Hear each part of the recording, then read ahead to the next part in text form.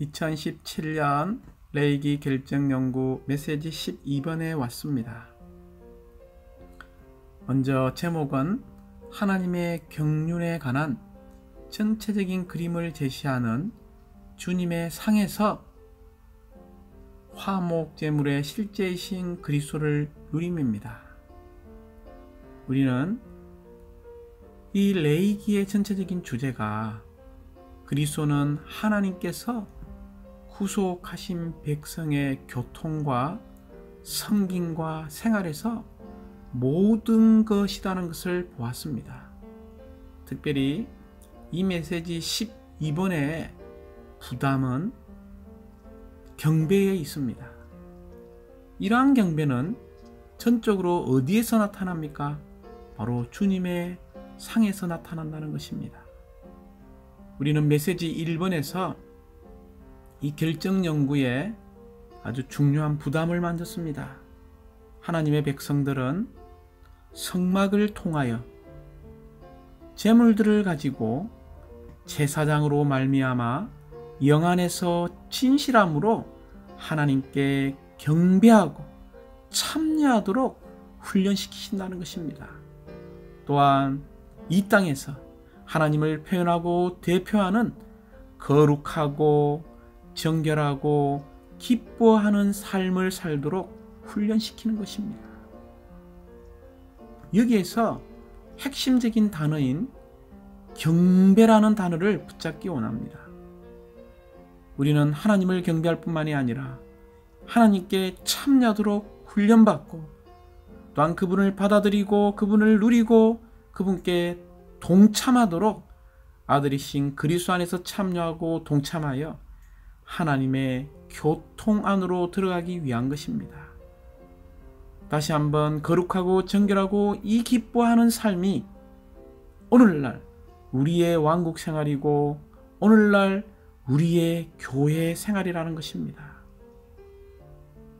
그러므로 특별히 우리는 5가지의 제물의 실제이신 그리스도를 누림으로 하나님께 경배하고 참여하는 사람들이 되어야 합니다. 두 번째는 이 경배의 장소와 이 경배의 내용을 보아야 합니다. 경배의 장소는 어디입니까? 오늘날 죽고 부활하신 생명을 주시는 영이 되신 그분께서 내주하시는 사람의 영입니다. 곧 우리의 거듭난 영, 우리의 연합된 영입니다. 이 영은 개인적인 영일 뿐만이 아니라 단체적인 몸의 영 안에서 진실함으로 우리가 경배해야 한다는 것입니다. 진실함으로 경배할 때 중요한 것은 내용이 있어야 합니다. 모든 제물들의 실제는 하나님의 백성이 하나님을 경배하는 내용이 되는 것입니다. 그러므로 이 하나님께서 기뻐하시는 경배의 내용은 모든 제물들의 실제이신 그리스도입니다. 그러므로 우리는 어떤 다른 것을 가져오는 것을 생각하지 마십시오. 오직 아버지 하나님께서 사랑하시는 아들인 그리스도만 가져와야 합니다. 왜냐하면 하나님은 온 우주 가운데에 이 그리스도만을 기쁘시게 받으시기 때문입니다. 하나님은 그리스도 외에는 어떤 것도 받지 않으십니다. 그러므로 우리의 일상생활에서 매일매일 그리스도를 누려야 합니다. 그리스도인의 생활은 하나님의 아들이신 그리스도를 누리는 생활입니다. 이렇게 될 때 우리는 주일날 주님의 상에서 아버지를 경배할 때에 빈손으로 와서는 결코 안 된다는 것을 깨닫게 될 것이고, 또한 체험한 그리스도라는 내용 없이 형식적인 집회에 참여하지 않을 것입니다. 심지어 생명이 없는 이런 위선적이고 또한 다만 이런 형식적인 집회에 참석하지 않을 것입니다. 그러므로 메시지 12번에서 아주 전일한 부담은 우리가 이 화목제물의 예표를 말할 때 이것의 실제가 어디서 이루어집니까? 그것은 우리가 주일마다 참여하고 있는 주의 상에서 이 실제가 있다는 것입니다. 우리는 이 만찬 집회가 하나님의 표준으로 높여질 필요가 있습니다. 우리의 주의 상 집회는 부활 안에서, 승천 안에서 집회한다는 느낌이 가득해야 합니다. 우리가 주님의 상에 와서 경배할 때 우리는 모든 장소를 다 떠나서, 모든 위치를 다 떠나서 우리의 생각과 우리의 육체도 떠나야 합니다. 어디로 돌아와야 합니까? 우리는 반드시 우리의 연합된 영 안으로 돌아와서 하나님을 영 안에서 섬기고 진실함으로 경배해야 합니다. 다시 한번 이 메시지의 부담을 통해 오늘날 주의 회복 안에 있는 주의 상집회가 의식적이 되었다든지 죽어있고 형식적이다든지 생명이 없으며 혹시는 진실함이 없는 약간의 위선적인 것이 있다면 우리는 돌이킬 필요가 있습니다. 내용이 없는 이런 형식으로 하락된 이런 만찬 집회가 있다면 우리는 다시 이 메시지 12번을 통해서 주의 상집회에 관한 이러한 실행의 부분에 있어서 다시 회복하기 원합니다.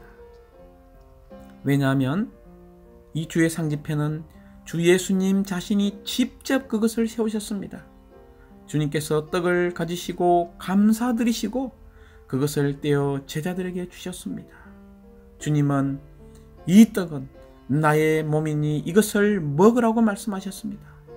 또한 잔을 가지시고 감사드리신 후에 새 언약의 피, 곧 죄들이 용서받을 수 있도록 쏟아진 이 피를 마시십시오라고 말했습니다.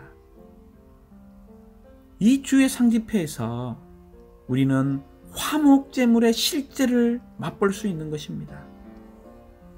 왜냐하면 이 화목제물의 예표를 말할 때마다 이것이 주님의 상의 실제이기 때문입니다.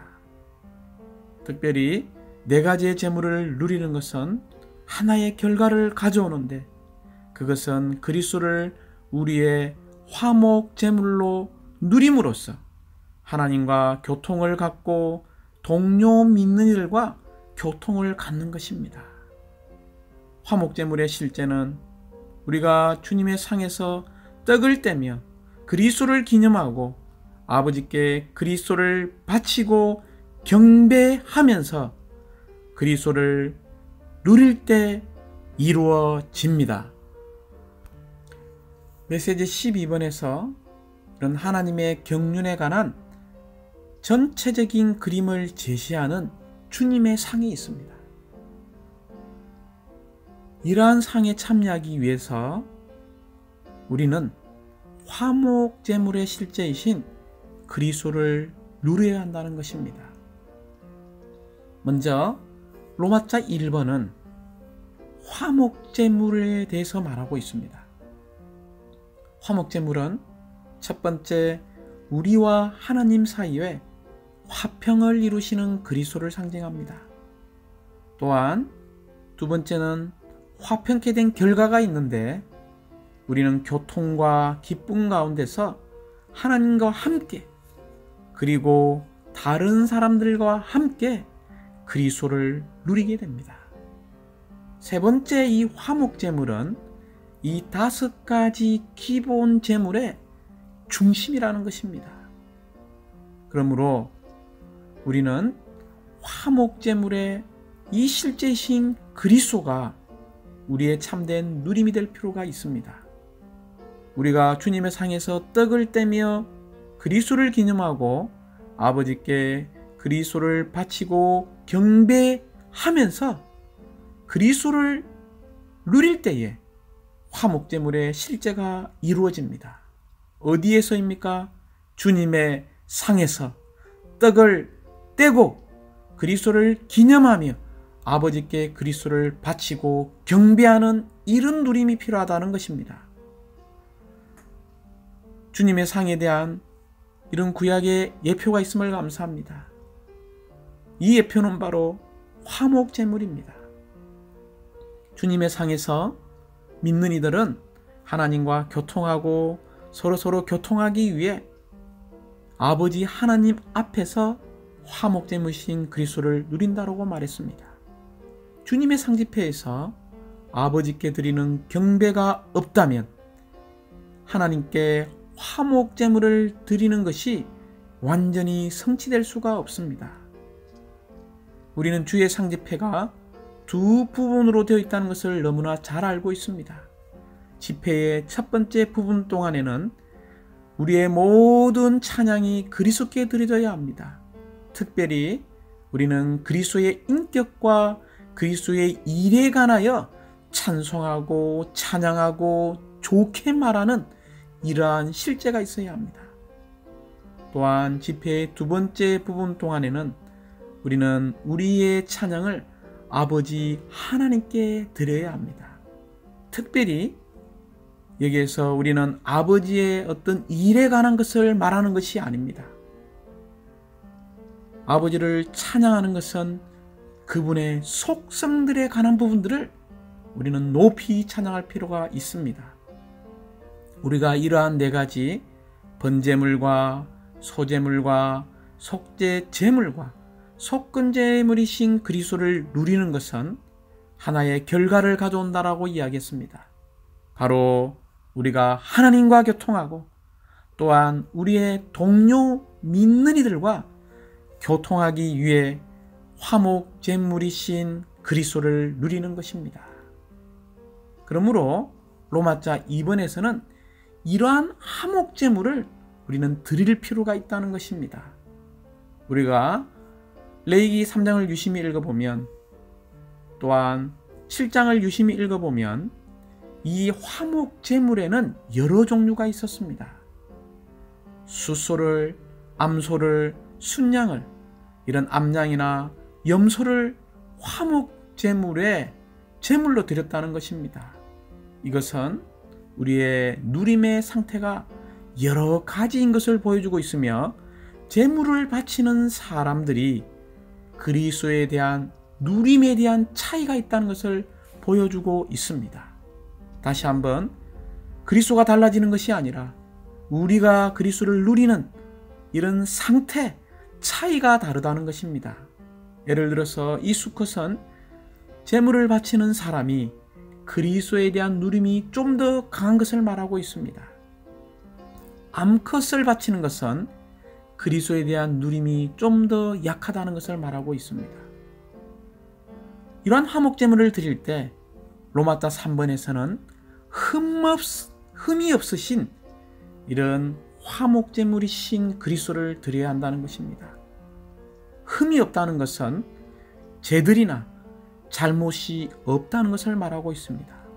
온 우주 가운데 죄들이 없고 잘못이 없으신 유일한 한 분은 바로 화목제물이신 그리스도 자신입니다. 또 로마자 4번에서는 이런 뿌려진 화목제물의 피를 보여주고 있습니다. 제물을 바치는 사람이 서 있는 제단 위와 제단 주위에 피가 뿌려졌습니다. 그 피가 제물을 바치는 사람에게 무엇을 주는 것입니까? 두 가지를 주는 것입니다.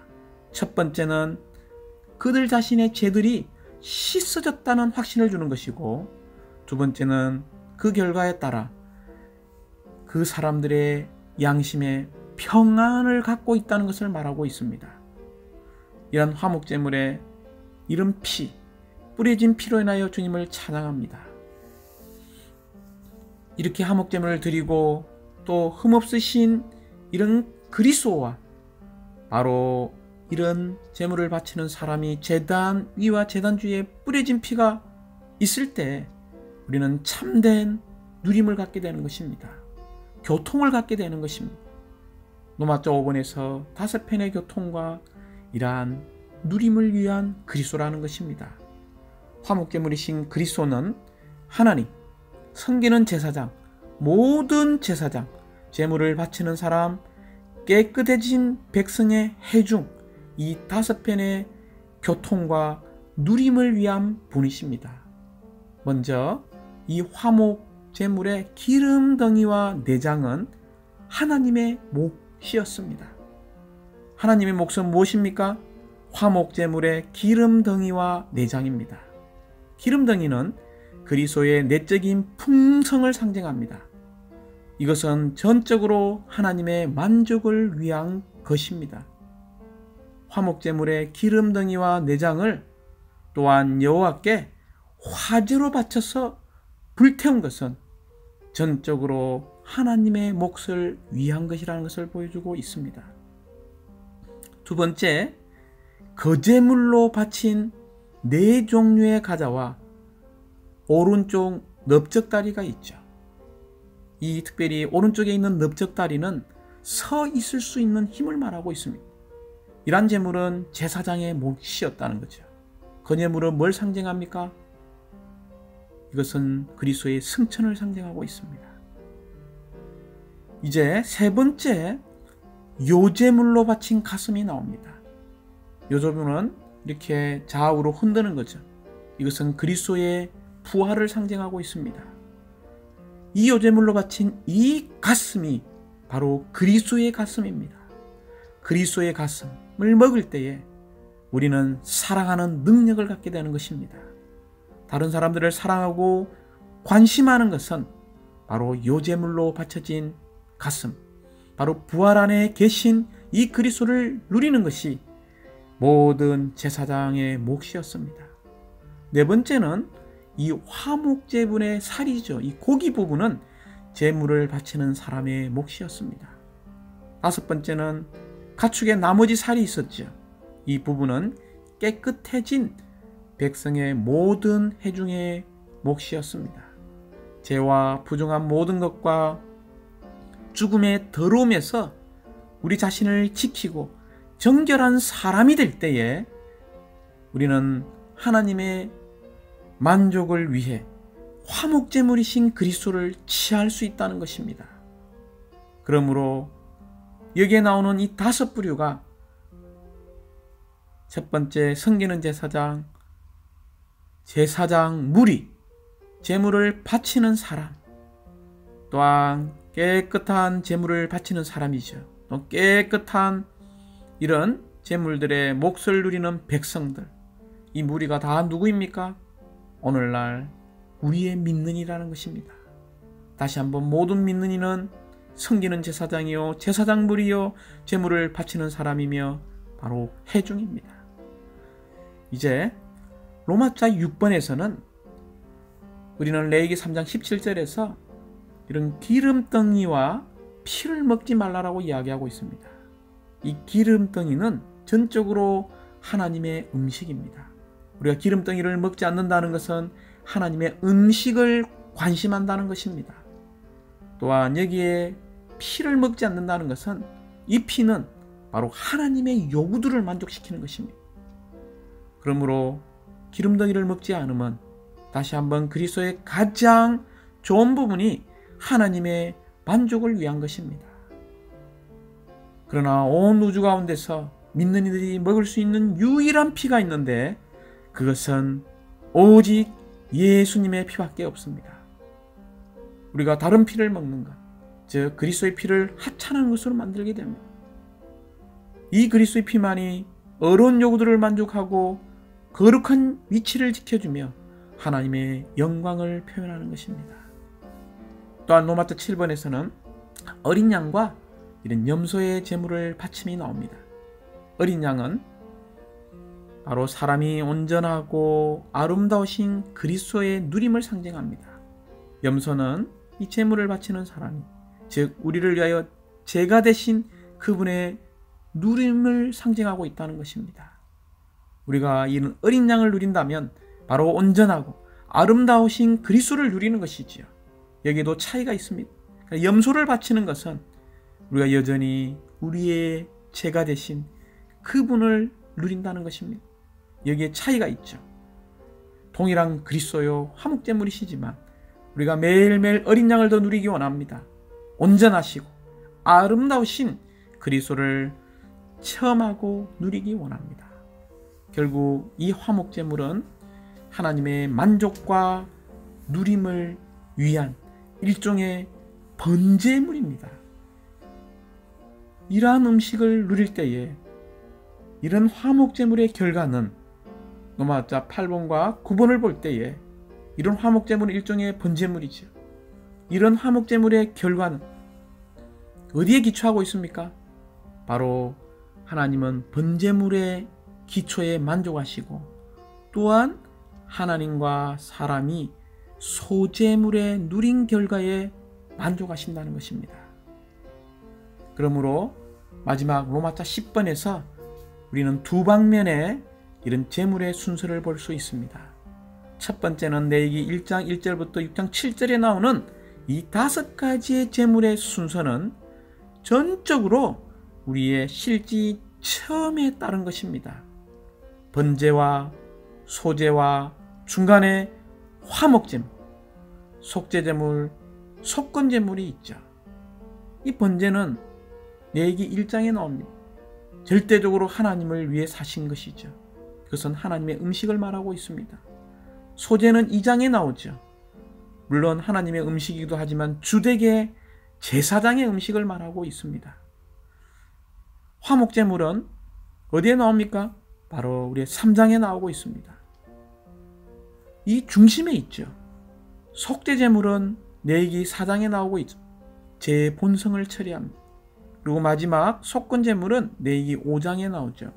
우리의 죄의 행위들, 곧 구속을 이해한 것입니다. 번제물에 또한 기초를 두고 있다는 것을 기억하시기 바랍니다. 레위기 1장 1절부터 6장 7절은 번제물에 기초를 두고 있고 또한 소제물을 우리가 먹는 것입니다. 그러므로 우리가 하나님을 향하여 절대적으로 살고 소제물이신 그리스도를 먹는다면 우리는 화목제물이 될 것입니다.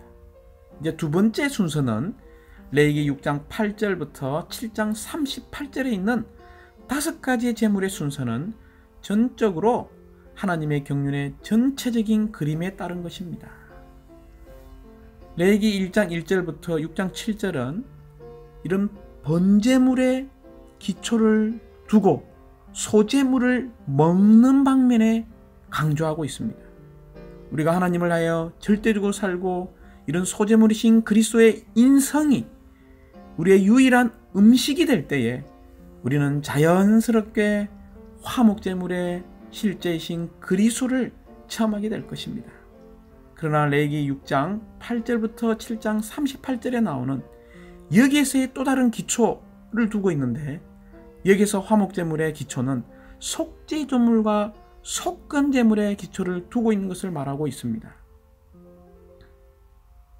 우리의 죄와 허물의 문제가 속죄제물과 속건제물이신 그리스도로 말미암아 해결되고 하나님과 우리가 번제물이시자 소제물이신 그리스도로 말미암아 만족할 때 우리는 화목제물이신 그리스도를 하나님께 바쳐 화평 안에서 서로 누림을 가질 수 있습니다.